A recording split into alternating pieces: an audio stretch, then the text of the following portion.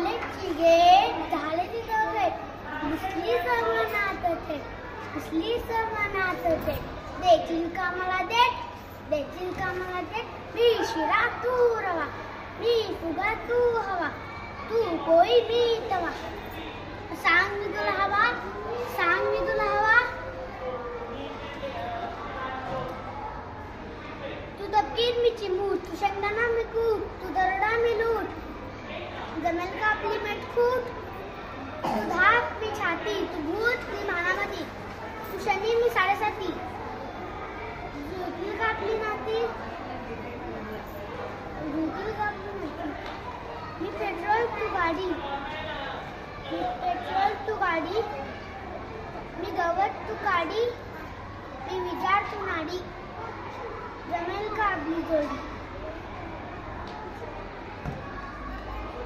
मी ढोल तू ढोल मी ताशा, जेवढा मी नशा, तू मिठाई मी माशा, ठेवू का मी आशा. थँक्यू. सुप्रभात. मी विजयराज आजचा नवीन शब्द सांगत आहे. राजभाषा.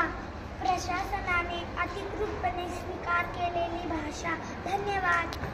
मी स्वरा भोसले शांता शेळके यांची गजला कविता सादर करणार आहे. केळीवरी फुलांऐवजी फुलातील फुलपाखरे, निळे जांभळे पिवळे पिवळे बिस्किट रंग गोजरे, भरभर फुललेली फुलपाखरे, गजरा में गुलफिन, निळी जांभळी पिवळी शोभा, वेणीवरी माळण. आणि इथे उपस्थित असलेले माझे विद्यार्थी मित्रांनो, तुम्हा सर्वांना माझा नमस्कार.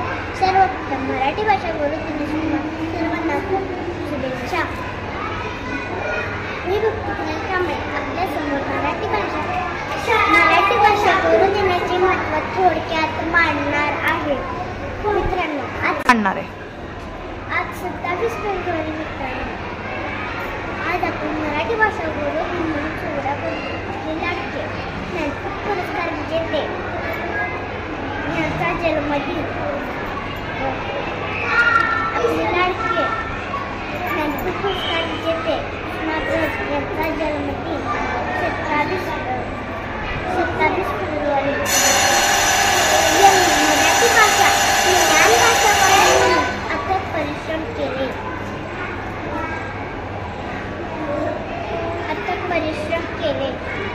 त्यामुळे त्यांच्या जन्मदिन आपण मराठी भाषा गौरव दिन म्हणून साजरा करतो. मराठी ही भाषा सुंदर आहे. मराठी भाषेच्या मागे प्राचीन इतिहास आहे. मराठी भाषेचे थोडक्यात वर्णन करणे खूप अवघड आहे. मराठी भाषा महाराष्ट्राची राज्यभाषा आहे. संत ज्ञानेश्वरांनी गायलेला गोडवा, संत ज्ञानेश्वरांनी मराठी भाषेचा गायलेला गोडवा ते आतापर्यंत वाढतच गेलेला आहे. ते टिकून राहण्यासाठी ही पुढच्या पिढीची जबाबदारी आहे. पुढच्या पिढीची जबाबदारी आहे.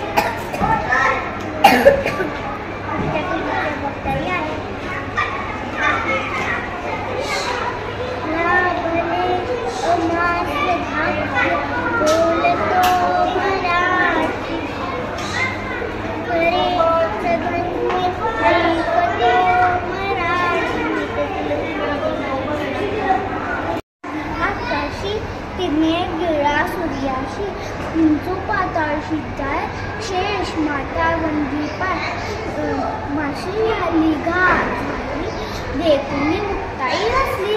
थँक्यू. माझे नाव इशिता चंद्रकांत तिंडलकर आहे. आज मी तुम्हाला बहिणाबाईंच्या बद्दल सांगणार आहे.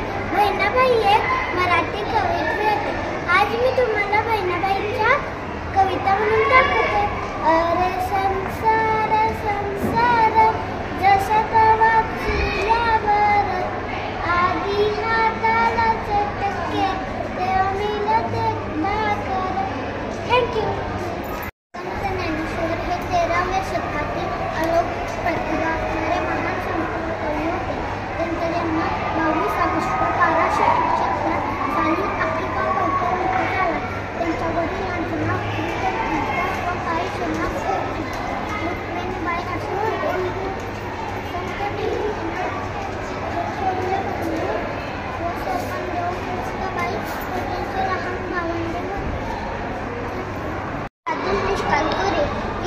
कवीची कविता सादर करणार आहे.